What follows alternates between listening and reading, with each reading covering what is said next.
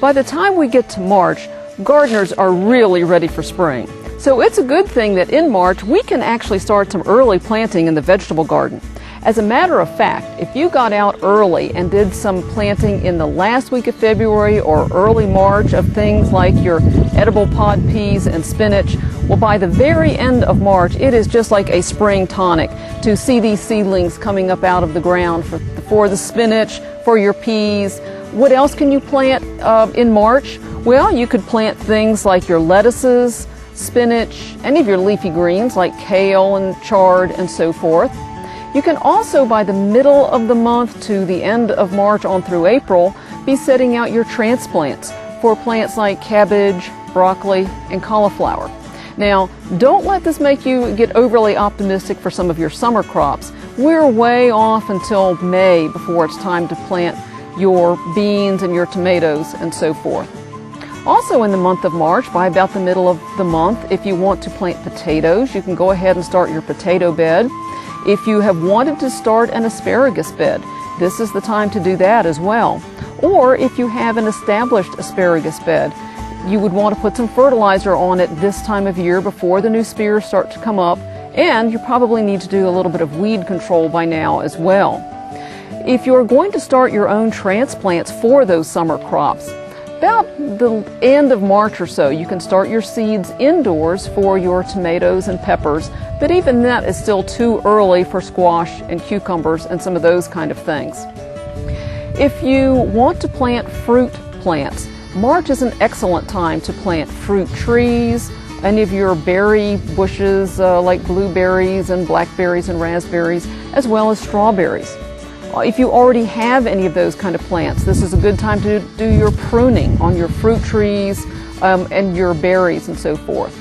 It's also a time to fertilize fruit trees, blueberries, blackberries. What you do not want to fertilize in the spring is your strawberries. In the strawberry bed, you might actually also want to be doing a little weed control. Pretty soon it'll be time to pull the straw covering off the top of that strawberry bed if you put it out. But the weeds often start to come up this time of year as well. Of course, this is also the time to take care of some lawn care chores.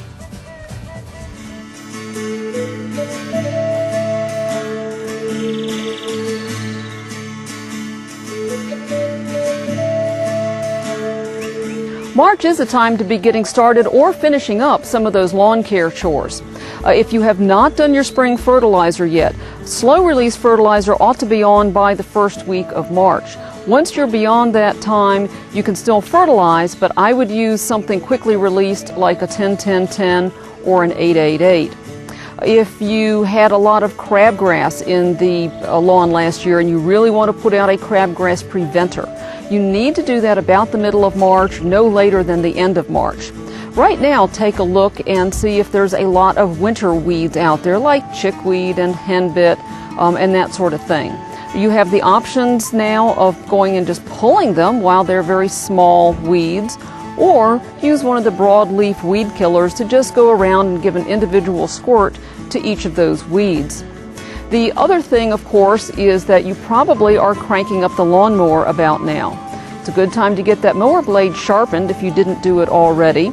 And try to mow the grass soon enough to where you don't let it get too tall. You do not want to remove more than about a third of the grass blade at one time. So this is a good time to go ahead and make sure you've got your mowing height set at 3 inches and get into your spring mowing. This month there are also some landscape chores we can be taking care of.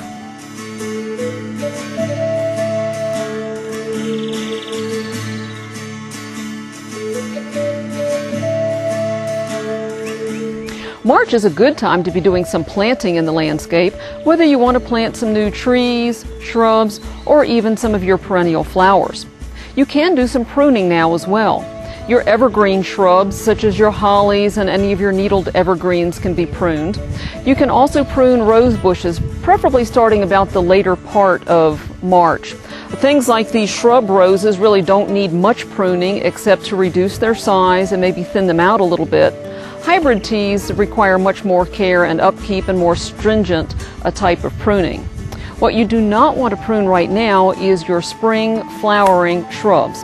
For example, rhododendrons and azaleas. You can readily see that they already have the flower buds on them that are going to be ready to bloom this spring. So you want to wait until after those have bloomed before you do your pruning. The exception would be that if you need to do some really severe pruning to renovate big overgrown shrubs. Right now would be an excellent time to go ahead and take care of that job. If you have shrubs that you feel like need a little bit of fertilizing, this would probably be the best time of year to go ahead and use a little bit of slow release fertilizers around those types of plants as well.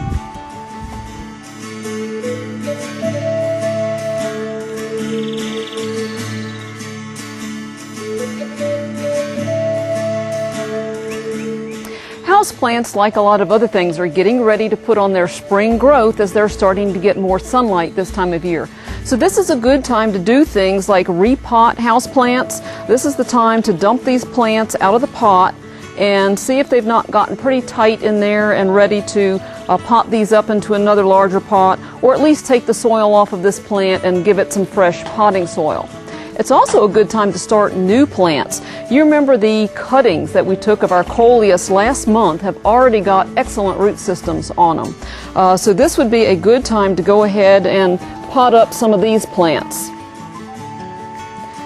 Go ahead and get these, once they are well rooted like that, either into individual pots, or if you want to make a great big basket, you can put several cuttings into one larger pot and you'll have wonderful plants ready for your deck in the spring.